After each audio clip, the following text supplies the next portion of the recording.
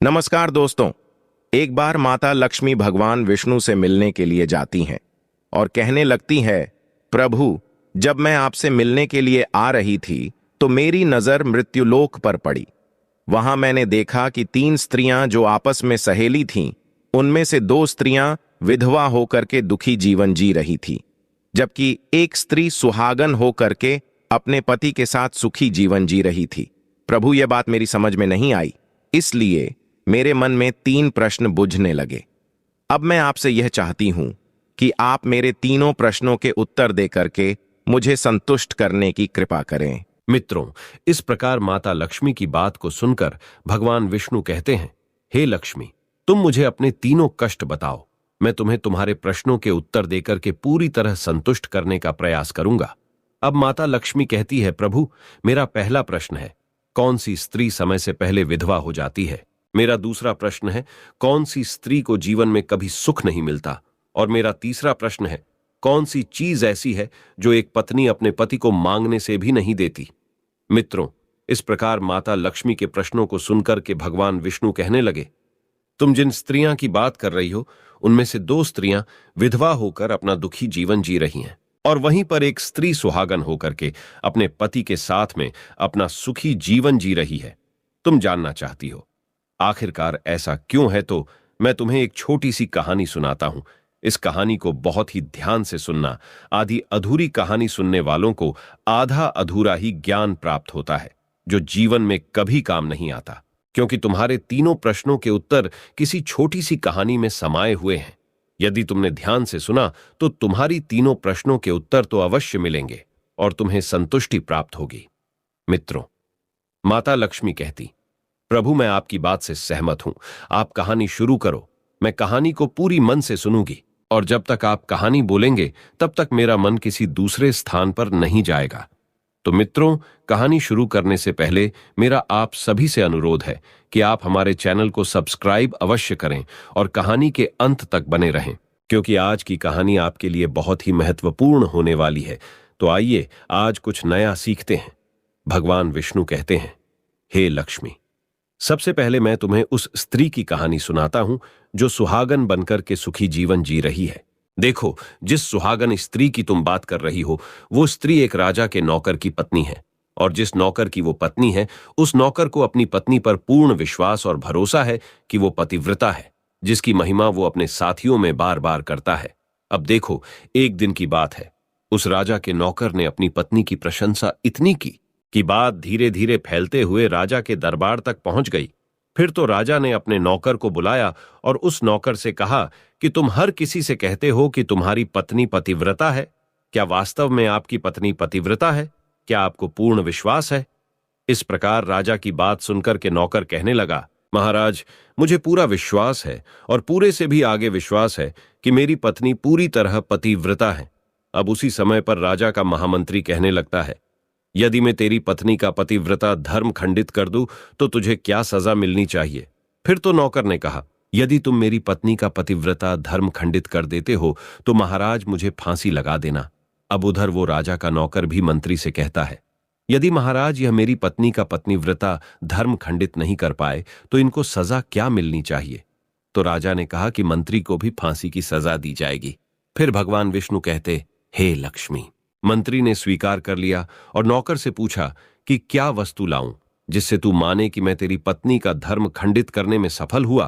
तो नौकर ने कहा, मंत्री, यदि तुम मेरे घर से जाकर के मेरे विवाह के समय पर मुझे एक पटका मिला था और एक कतार मिली थी, वो मेरी पत्नी ने बहुत ही संभाल कर रखी है, जो सुहाग की निशानी मानी जाती है। यदि तू पटका और कटार लाकर मुझे दिखा दे तो मैं मान जाऊंगा कि मेरी पत्नी का धर्म तूने पूरी तरह नष्ट कर दिया है।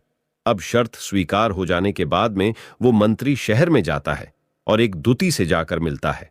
वो दूती हमेशा एक दूसरे से भिड़ने का काम करती थी, और जो काम कोई नहीं करता था वह काम करने में वो सक्षम थी।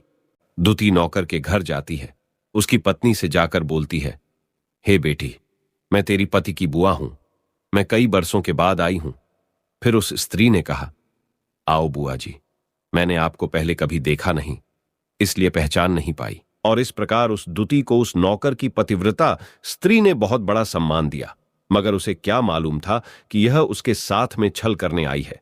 अब भगवान विष्णु कहते हैं, लक्ष्मी, इस प्रकार वो दुति उस पतिव्रता स्त्री के साथ में 2 दिन तक रुकी। उस दुति ने उस पतिव्रता स्त्री की आंखों पर पानी मार दिया और उस स्त्री की आंखें बंद हो गईं। इस प्रकार गुप्तांग के पास में जांघ पर उस स्त्री के एक तिल था जो दुति ने देख लिया। बस उसका काम बन गया।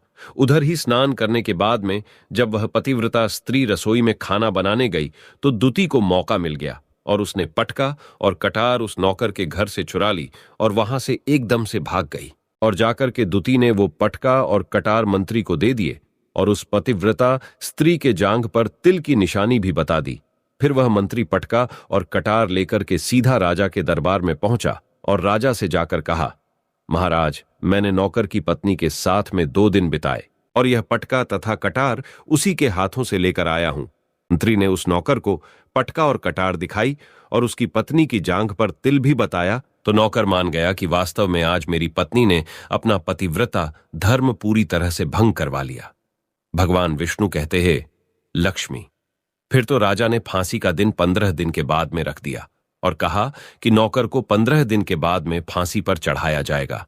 और इस प्रकार से नौकर से उसकी अंतिम इच्छा पूछी तो नौकर ने कहा कि मैं अपनी पत्नी से अंतिम बार मिलना चाहता हूं।